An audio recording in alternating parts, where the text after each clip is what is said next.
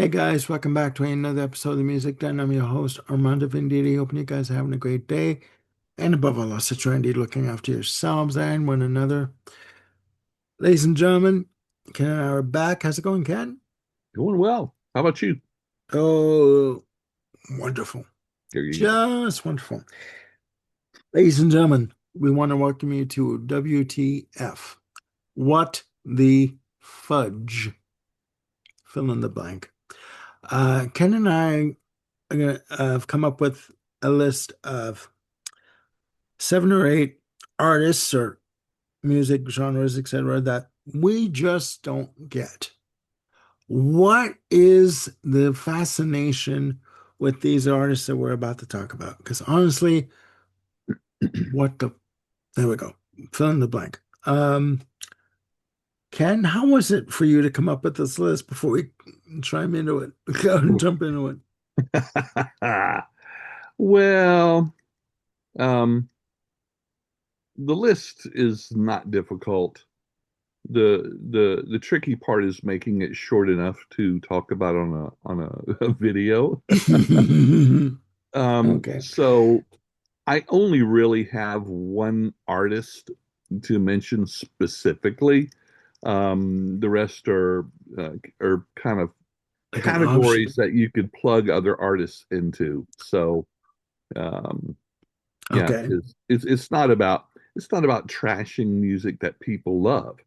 It's just things that just don't you know doesn't resonate, and we talk about resonation a lot here. So Yeah. Yeah.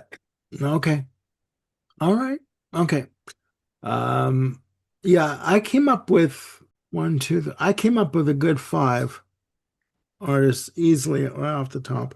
And then I thought, you know what? Instead of just artists, let's talk about music genres and stuff. yeah, And just, exactly. ladies and gentlemen, we're flying by the seat of our asses here. We're not, this is not, anything that's scripted or planned. We're just gonna kvetch for a little bit, Yeah, okay? And yeah, just have some fun. yeah. So, being a good host, Ken, you got the Okay, most. Let's go for it. okay. Talking about either genres or musical characteristics. A lot of what WTF for me is falls into the category of uh, cultural genres that are not my culture. You know, uh, I Oh, I don't connect with rap or hip hop. I don't connect with reggae or ska, even though there are plenty, thousands, if not millions, of white people that do. It's just not my thing. And uh,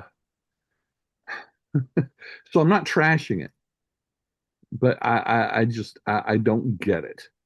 okay. Just like I'm sure there are people maybe in Nova Scotia that don't get Bad Company, maybe. Okay. I do because that was a part of what I listened to and my peers listened to back in the day. Yeah. Or even go farther into the South where I grew up, and let's say Leonard Skinner, Yeah. and so it's not that um, it's bad or anything. It's just not my bag, and I just don't I can't connect to it.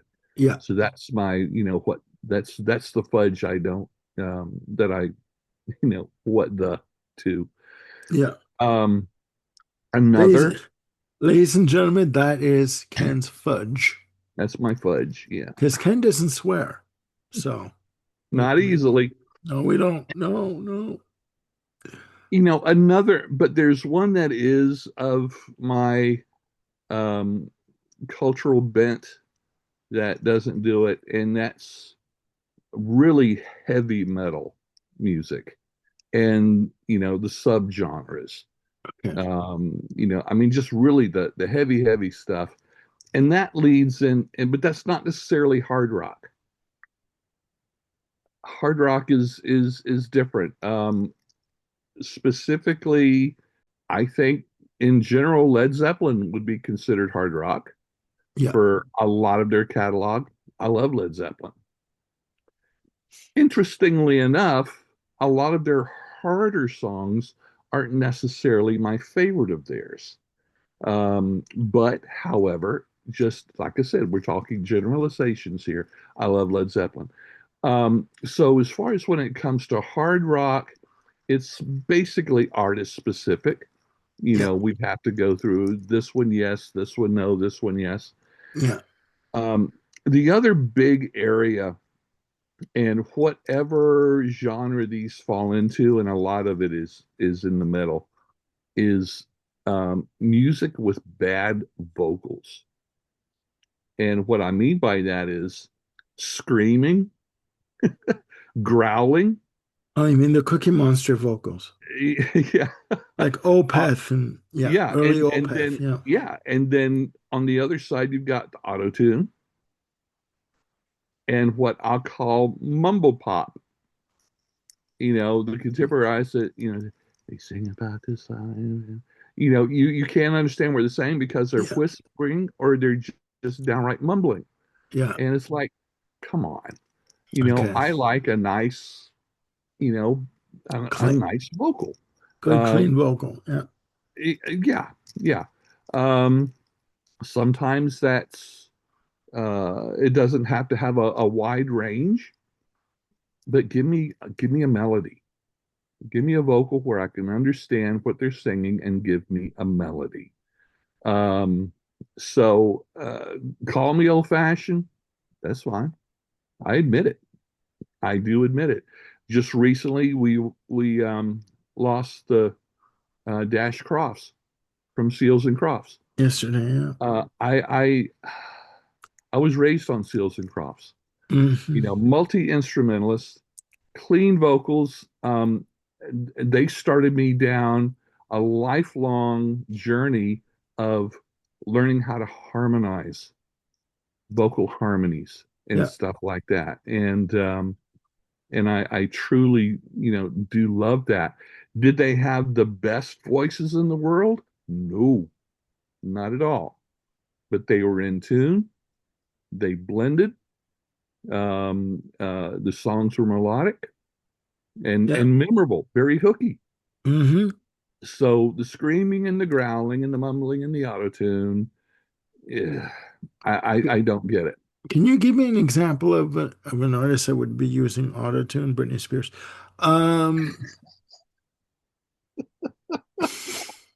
Look, just look at top 20 pop these days. Okay. Okay. And you know, and honestly, I probably can't give you a lot of examples because I avoid. Um, but however, what I have listened to, I've heard like on Rick Beato's videos when he's poo-pooing autotunes and he plays those samples. Okay. And it's Okay. like, what? Yeah. What? And it Okay. just goes to show, especially with digital technology, you know, you can take a bad vocalist and you know bring them in tune, you know, through technology. Um, it's like I'm not a big Christina Aguilera fan, Hmm. but she has a phenomenal voice, Hmm. and I would listen to her before Britney Spears vocals any days because her vocals were always just so processed. Yeah. It's like I would listen to Pink over Madonna any day of the week because Pink can actually sing Sure. live Yeah. and Madonna doesn't. Well, yeah. So, yeah. Well, I mean, in the beginning of her career, her albums were really quite good, Yeah. but yeah, But I mean, she screwed that pooch at one point. Yeah. um, no, but I mean, we talked about this off camera. Is like ever since the release of her album Music in 2000, all of her albums have sounded the same Mhm. in terms of just electronic, Yeah. just EDM. And it's like, Hmm. where's the variety? I Yeah. mean, and I've seen Pink in concert in Toronto, and the girl is flying through the air on a harness, doing backflips, and she's singing live. Yeah. I mean, like, yeah. I mean, we Yeah. won't go there, Yeah. but what the fudge, you know? Okay. No, okay. I didn't mean to cut you off. I'm No, no. just As far interjecting. as now, my latest What the Fudge, Yeah. let me see if I can pronounce this group accurately. Okay. Angine de poitrine. Angine de parcours. Angine de, say it again. Angine de poitrine. Angine de poitrine. Okay. Yes. You know who I'm talking about? I have an idea. Yeah. This is the two, I guess they're guys, in the full body Oh polka dot suits my God. Okay. Okay. Okay. Oh, no, that I have not. everyone is going ape crap over. Um, Okay. I don't know why. Okay, they talk about this is what they're doing with microtonality. Look, if I wanted to listen to microtonality, I'd go to an elementary school band concert. Okay. First of all, there's nothing new about microtonality. All you have to do is find recordings from various European cultures where their music, traditionally includes microtonality.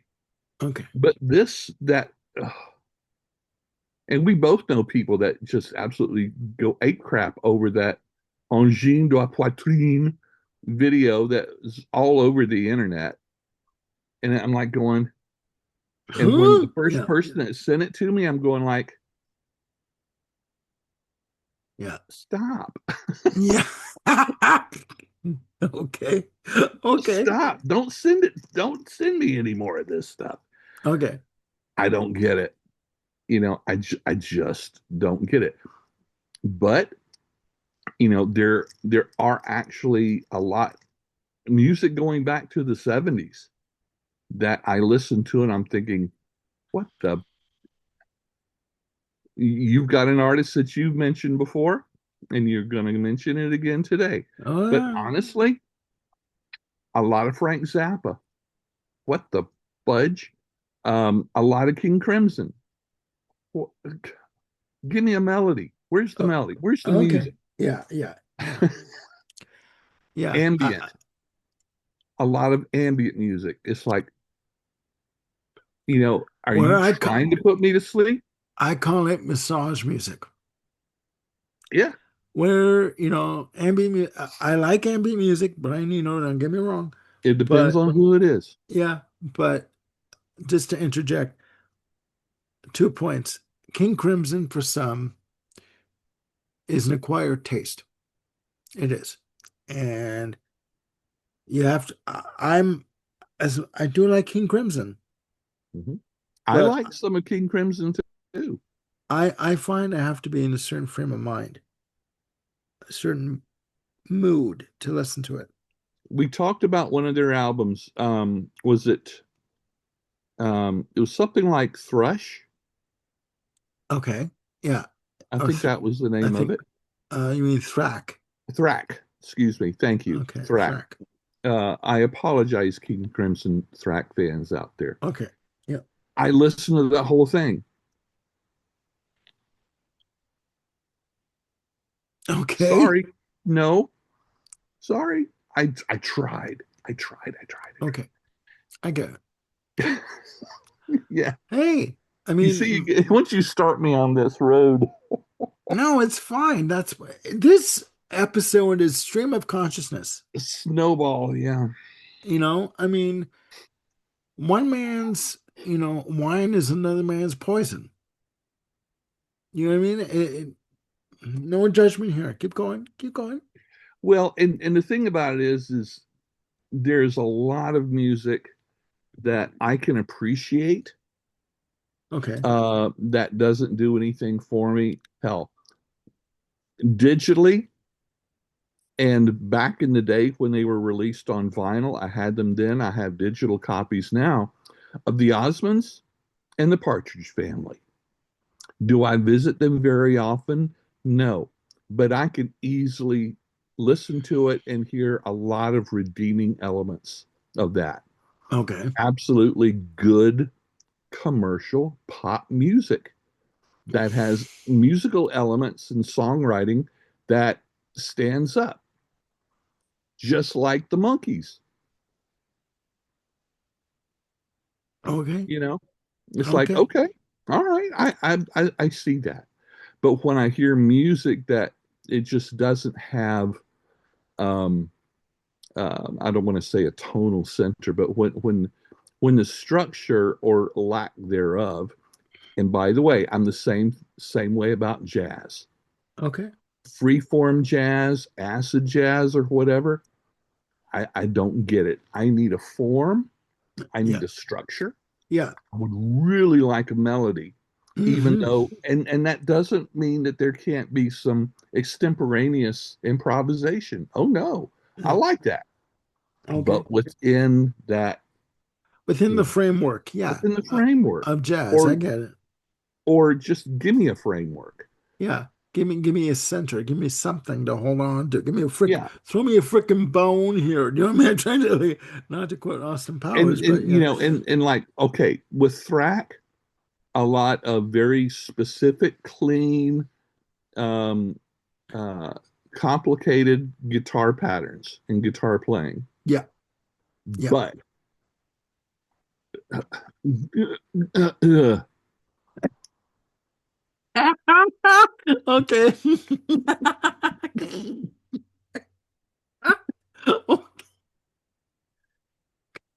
Okay. Okay. Speaking of Crimson, I understand what you're saying because I've listened to live albums of theirs to do for the episodes, and I, yeah, I can understand that they're going for experimentation, expression, freedom, but it does get to be a bit much. So I'm with you in that I do need a center, like a basic song framework, a basic sure, structure. You know what I sure. mean? So I get that 100%, 100%. And you know, and I will say my favorite King Crimson album is Islands. Okay. And One I haven't listened to that I th should. that is one lineup that lasted for what, 2 minutes? I mean, one of the guys would go to the bathroom during a take. He'd come back and he'd be Comes like, back, and he's replaced. Robert Fripp would say, okay, oh, you're no longer in the band. When did you just make up that decision? Now. And this one's coming in, so you're out. So yeah, so I mean, one man's wine is another man's poison. I get it. I get it. Armando, have you seen the film Eraserhead? No, I've heard of it. Okay. So for our viewers that have seen the David Lynch band Eraserhead, Mhm. hmm, um, Oh boy. that is the film version of the music that I refer to. I Mhm. remember back in 1980, I rented Eraserhead from our local video rental store Oh, video in rentals. Betamax format. Ooh, Um, beta. um, me and my roommate had gotten 3 videos, and that was one of them. We watched the first 2 videos, and by that time it was like 12:30. It's like, it's too late to start another movie. We'll save it for tomorrow. So I said, well, let's just watch just enough of it to see what it's about. An hour and a half later, we got to the end of the film. We never knew what it was about. Oh my God. And I had nightmares after watching that sucker. Oh So Lord. yeah, experimentation. Uh, there's even different kinds of experimentation, and Yeah. So yeah, a lot of albums like that. It's like, Yeah. okay, this is highly recommended. Put on, it's like, okay, I'm 40 minutes into it. I haven't found it yet. It, it happens all the time where, we know people that recommend music to us, albums to us to listen to. Like, you've got to listen to this. This is so good. And we're into it. We're listening to it, and you and I are both thinking, what the fudge? Um, what were they Agine de poitrine. what were they smoking when they recommended this? What were they thinking? I have no idea. It's just, I get it. I get it. I get it 100%. This is good. Okay. All right. Man, I got a list. Ooh, okay, but keep going. Keep going. No, no, go ahead. We'll Okay. bat this badminton back and forth. So Okay. let's hear yours. Okay. My serve. Captain Beefheart, I agree. experimental artist, Yep. was assigning associated with Frank Zappa. He's known for one album in particular with the fish head on the, with the hat uh on the cover. What the There's no redeeming quality in what he's doing. I have Yep. no freaking idea what is Yep. going on. I would imagine even Frank Zappa at one point looked at him like, what are you doing? Like, nothing that he has ever done has ever made any sense to me. And we were talking about this off camera. He performed on Saturday Night Live, 78, 79. After they were done performing their set, no one clapped in the audience. No one. And one person, before they go to commercial break, is started yelling, "This is shit." So, yeah, I could never understand what, what the appeal was for his albums. Do you remember what year that came out? Oh, you mean the SNL No, situation? the album itself. I believe it was 70. Okay. You I do see, believe. when I see that out, first of all, it's a very distinct album cover. You Yeah, can't miss it. yeah. You can't miss When it. I see that, it reminds me of around, I think it was the early 80s. Um, a team named Barnes and Barnes released a song called Fish Heads. Fish heads. I remember that one. Yeah, okay. Roly poly fish heads. Oh my God. Yeah. Fish heads, eat them up yum. I would rather listen to that repeatedly Yeah. than the Beef Heart album. Oh my God. Yeah. And I'm Yeah. always remembered, I always think of that when I see that cover. It's like, what? Okay. And they're re didn't they do Beef Heart? You mentioned Zappa. Did they do an album together? They did in And it's being 76. reissued, I believe. Yes. Yes. There's a 50th anniversary edition coming out. I'm not getting that one, that's for sure. Um, yeah. Um, that's one. That's another one.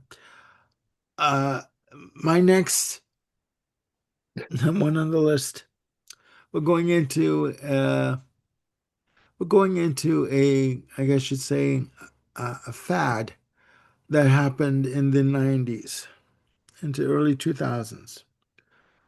Boy bands. What the Okay. You had In Sync. You had 98 Degrees. You had Backstreet Boys. Oh yes, NKOTB, New Kids on the Block. O Town. Uh-oh. Oh no. Okay. What were and I mean, there was another one that's, oh my God. I can't even remember it. That one of the guys in this boy band is not married to Leanne Rimes. Eddie something. I forgot his name. He was that remember not that memorable. What was up with the boy bands? Marketing, Maurice Starr, what were you doing? marketing. It, yeah, it was what was up with that shit? I don't get it. Whatever it was, I don't want it because Hmm. I couldn't take enough I couldn't take enough penicillin to get rid of it if I had it. Number one. I couldn't understand it. I First of mean, all, we had it in the 70s, with the Osmonds and the Jackson Five. However, they played their instruments. yeah, Sorry, I didn't mean to cut you off, but no, they played yeah, their instruments. yeah. Marketing came into play in the 90s where you had, these people, I forgot his name. He put together In Sync, and then he was publicly disgraced for immoral behavior, whatever. I forgot his name. No. Um, he's got a documentary on YouTube that you can watch. The rise and fall of this, you Mm. know. Anyways, um, Maurice Starr. All these sort of Oh, like these you know music impresarios or Svengalis who put these bands together. mhm, They have to have a certain look. They had to be you had to have a bad boy, you had to have a good boy, you had to have someone with a baritone voice. How's it going? It's like, mhm, okay, you're going to hit your mark here, you're going to hit your mark there, you're going to sing this note here, you're not going to go beyond this point there. It's like everything was so structured and so uniform. It's like they even came out with a New Kids on the Block cartoon. yeah. Lots of hair product. Yeah. Again, I say, what the. Okay, another one for me. And we did do an episode on this guy. Weird Al Yankovic. What the. Okay. Came out with his first single for TK Records. Another one rides the bus. Take off of another one bites the dust. Minor hit. Then he comes out with songs like I Lost on Jeopardy and Eat It My and Bologna. My Bologna and Fat, Bad, Fat. Get it? Um, Even did a movie, UHF, Yeah. Amish Paradise, featuring Florence Henderson in the video. What is the appeal of this guy? I don't get it. And Jim Bricker, who wanted to do a video on the caliber of musicianship for on Weird Al Yankovic. We did the video. He wanted to do it. We talked about it, and all during that video, I'm thinking, what are we doing here? It's like I couldn't. And if you notice when you watch that video, I'm trying to keep a straight face because I respected Jim enough to say, okay, you want to do this? You're going to lead this video because to me, there's no redeeming quality about this artist whatsoever. The man has a background in accounting. He should have just stuck with accounting, you know? Yeah. He's a comedian. Yeah. Oh my God. And there's the one artist out there who would not let him touch his music, Prince. Prince. He said he had messaged him quite a few times, emailed him, called him, tried to call his office. Prince would never let him touch his music to parody because Prince thought his music was a lot more important than that. And it was. And any artist would think that way. Okay. Thank you to Prince for doing that. Carrie, continue on. Another band, a group from the UK, are alt rock, alt pop, experimental, black MIDI. Another suggestion of Jim's that we had done a video on. The group had 3 albums out. I remember comparing this group to a sonic aneurysm because it was guitar solos to the left, guitar solos to the right, guitar solos up, guitar solos down in the mix, like repeating of vocals and just exp- I'm up for experimentation, but there's no song structure. There is nothing that is redeeming about this music. Okay, listening to those albums, I thought it would never end. It hurt. It physically hurt me to listen to these albums. It was, oh my God. Um, okay, on the next on the list, the Ramones.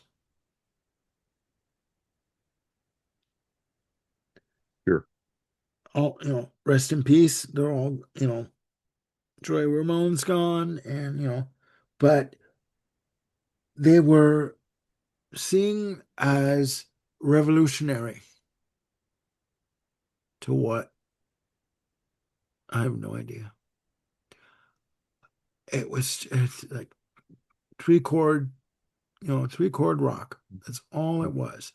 And I'm reminded of that story of that guy in the bowling alley who asked me if I believed in Jesus, and that if I believed a bit harder, I'd be walking by now. He looked exactly like Joey Ramone. And honestly, I'm that way about punk in general. Sex Pistols, um, Yeah, uh, the Dead Kennedys, all those. I yeah, don't. And I used to have, God rest his soul, a friend back in the 80s and 90s who liked punk, but it was more from an academic standpoint. He was fascinated by it. It's like, what the heck is this? yeah, So pretty much like, there's a bad road accident and you really slow down to take a look. yeah, Maybe pull over to the corner and, get out and walk over and try to get but it just wasn't my thing. yeah, It's just, yeah, I can't relate to it yeah, because actual punk, um, is real punk was a British thing. yeah, And, yeah. and, It and was. so you have to be, I think, really to understand it, you have to have been raised and live in British culture in order to make that connection, Yeah, just like the mods and the rockers in the 60s. yeah, And, yeah. and of course, by the time punk made it to the States, punk was over in England. Exactly, It was exactly. it was a flash in Yeah, the pan, and then it turned into a marketing thing, yeah, um, and it wasn't punk anymore. It became exactly the opposite of what they were rebelling against. exactly. No, you're right. You're So yeah, right. And Ramones. It's like, ugh. And then after that first album, what was it, a couple of years later with Rock and Roll High School? Well, guess it's what? The sound was pretty much the same, yet it was commercial. there was a melodic sense to it. There's a melodic sense to it. It was completely compromised and commercialized. Even songs like Rock and Roll High School or I Yep. Want to Be Sedated, Yep. uh, you know, there was a melodic sense to it. There was a hook Hmm. to it. There was something that Hmm. could get your attention, Hmm. right? And speaking of the Sex Pistols, what the Sex Pistols, that's another one on my list. Okay. I mean, oh my God. Oh my God. Like, God Save the Queen and Never Mind the Bullocks. Here's the Sex Hmm. Pistols.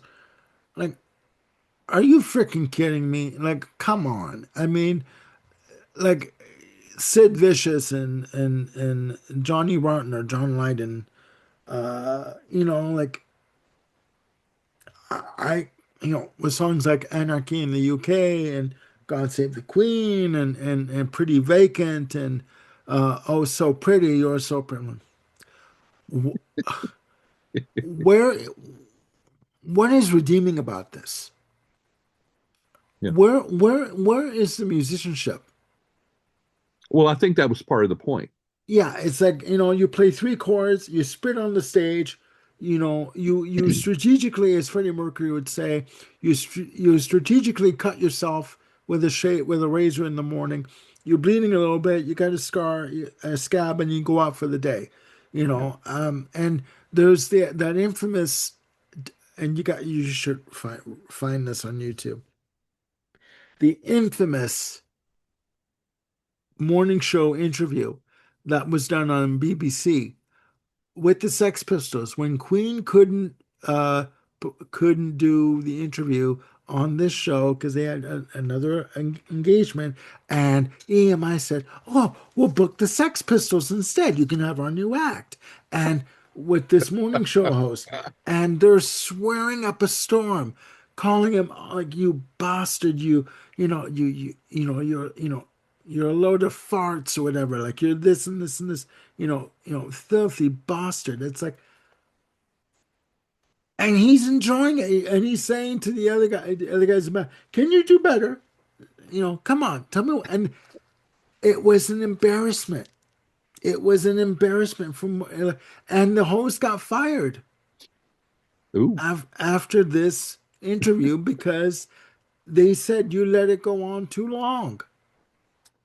Okay, and where are we? A year or two later, no more Sex Pistols, and people have moved on. Now, having said that, there is a band, Susie and the Banshees. They have an album called Black Juju from 1981 with Spellbound on it, the song Spellbound. Listening to that album, they came out in 1978 with the album The Scream. Mhm. You know, your typical punk oriented, power pop punk album. But you listen to Black Juju, there's that melodic sensibility again. It comes into play. But they didn't lose their edge in terms of what they were trying to do musically. Mhm. Okay? It's all about presentation. There was nothing about the Sex Pistols that was redeeming to me or that was entertaining to me or that made any sense. And they were a fabrication, a creation of Malcolm McLaren. Okay. Now, ladies and gentlemen, number one on my list of what the fudge, Taylor fucking Swift.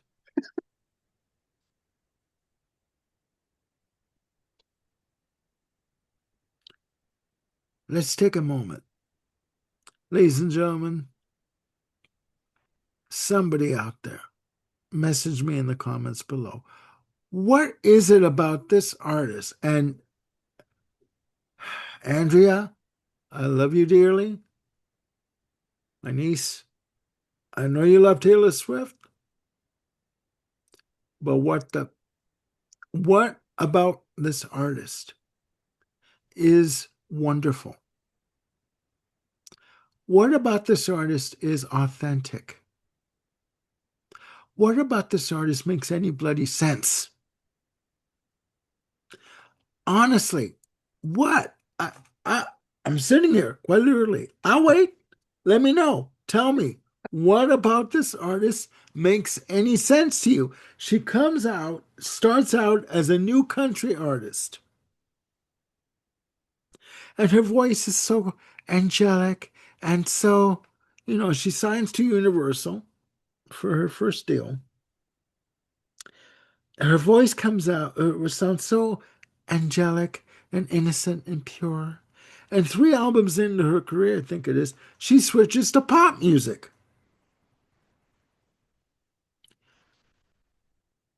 She's everywhere. It's like we're being overrun. They're everywhere. They're everywhere. It's like, that scene in Carrie when the bucket hits her and she hits and she's hearing her mother say, "They're all gonna laugh at you. They're all gonna laugh at you." It's like, yeah, I'm laughing at her. She makes no sense. I mean, maybe she does her own music. Maybe she does. Okay. But what is authentic about her? And maybe Taylor Swift is not doesn't do this. But when you look at a songwriting, at a list of songs on a track listing for an album, and you've got 10 songwriters or six songwriters for one song, how authentic is that? Yeah, and that's indicative of many contemporary pop stars now. I'm not saying it's just Taylor Swift. Taylor Swift for me because my niece loves Taylor Swift. Like other people I know that where I work out at the gym where I work out at, they love Taylor Swift. I just don't get it. I don't get this. What is so wonderful about this artist? Yeah. And people say, "Oh, she she's in control of her own career. She's the master of her own fate." She ain't the master of her own fate. She realized her ex-manager was taking money from her. So she re recorded her albums in order to get money back. It was a business decision. And Prince was doing this way before any other artist was doing it. Sure. So they're taking their lead from Prince. Okay? I'm just saying there was there was nothing genuine about this art about Taylor Swift to me. You know? God forbid you date her, because if you date her, and you break up with her, you'll end up as a song on her album, or you'll end up as her entire next album. Yeah. He didn't bring me a latte. Okay, that's one strike. He didn't answer my text when I texted him when I wanted him to. That's another strike. You, what? Like, there's nothing redeeming or inspiring about any of these artists or genres that I mentioned. Yeah. I mean, going back to the Ramones, Joe Strummer from The Clash said that he saw them in New York and they came out and they played a 30-minute set. 31 minutes was unnecessary. Thank God. You got through 30 minutes? Rest in peace, Joe Strummer from The Clash. But there's my list. Do you have anything to add to that? Well, yeah. I mean, with the Taylor Swift, honestly, I can only name one song of hers. I'm But sure I have heard peripherally, other songs by her I have too. since I no longer listen to, um, pop radio. I take complete control over the music that I listen to, and so I disregard Taylor Swift and Demi Lovato and all of those other of her contemporaries. Um, she's one of those artists that um, I've got a category of artists that I cannot separate their, shall we say, their personality or their image from their music. Exactly. I can't do that, which is unfortunate because there are some artists that would not fall outside of our, listening um, purviews that I can, but because of their actions, um, uh, they are very if not despicable, at least very unlikable people. Yeah. And unfortunately, at 66, um, it taints their music for me. Hmm. And um, and there are reasons. There's music that I really don't like at this point in life, where someone's songs is just spewing their mental illness. And to me, a lot of music, I honestly believe, you've got what you hear, but it also sinks into your unconscious. And I don't need that kind of negativity and whatever sinking into my subconscious, Yeah. because I have enough of my natural insecurities and issues and problems to deal with. I don't need that seeking into my brain and causing any more. And uh, so, I like I say, there's only one Taylor Swift song that I know, and it's, an upbeat poppy song. Okay, it's catchy, it's got a hook to it, fine. Um, Not one I'm gonna go listen to. But oh, there is no place in online, especially in social media, that you can go without, you know, coming across something about her. Yeah. In the old days, it was magazine articles and stuff. Now with the internet, it's infinitesimally worse. Oh yeah. Yeah. And Infinitesimal, yeah. whatever it is. Well, let me stress something here. I mean, I'm referring to these artists' music output. I'm not talking about them as a person. I'm Sure, not saying that, sure, that they're bad people. I mean, Taylor sure. Swift has done some wonderful things for charity. Um, so I'm not saying that she's a bad person. I'm just saying No, I agree. that her music to me is like when someone says to me, what I love about her is that Taylor Swift is so genuine. She's so Mhm, real. mhm. Okay, do you know her? No, but her music speaks to me. It's just so real, so Sure, natural. Okay, no, it's sure. you're relating to what the person wants you to relate to because that's what she's putting out there. That's what he or she is putting out there for you to listen to relate to, but you don't know the person. Right. It's like when you like I was watching this talk show one morning. I was getting up to get, for my day, and this this local talk show from Toronto, this woman had what was her name? Jennifer Beals on from Okay. Flashdance. Hmm. Okay. Now Jennifer Beals had never been on the show before. Had never been on the show. The first thing this host says to her, you know what I love about you? You're so real. You're so genuine. You're so you, like you're so natural.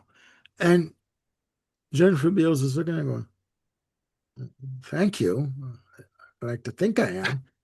She had never met the woman before, but yet she was so real and natural. How in the hell do you know? I mean, you don't know the person. Yeah, yeah. And even the actress was like, oh, okay, where's my rep? Is she back there backstage? Can she come out and rescue me from like it's oh my God. The thing is, like these artists we talk about, or some of the ones I have on my list, they're manufactured. The music today has become a commodity, Yes. and it should be a privilege. Do you know what I mean? It's become so easy to to latch on to these artists because they're online. Hmm. Whereas for me, going to a record store as a kid was a privilege. Yeah. It was something exciting. I'm going to hold something in my hand that I'm going to buy with my mom's money, but I'm going to buy and take home and listen to on my stereo and get to know. It's become so manufactured and so Mhm. like it's become fast food, sonic fast food that a lot of people today don't realize, right? And it's like, anyways, we're going off on another tangent here. But anyways, that is my list of what the bands and artists, solo artists, I just don't get. You Yeah. know, do you have anything to add to your list or No, I'll save it for part two. part two? All right. Okay, ladies and gentlemen, there you have it. What the fill in the blank bands and some artists and genres that music genres that we just don't get. So please put down in the comments below your opinion of what we talked about. Yes, down there, and add to the list what is something that you just don't get, whether it be a music genre, an artist, Yeah. or just a reflection of what you're seeing that's going on today. There's no right or wrong answers, just opinions. I Nope. want to thank Ken for joining me on this off the cuff episode, and it's been off the cuff, believe me. Um, and we have more shows that we're working on. We're going to get them to you as soon as we possibly can. We're working on them as quickly as we can.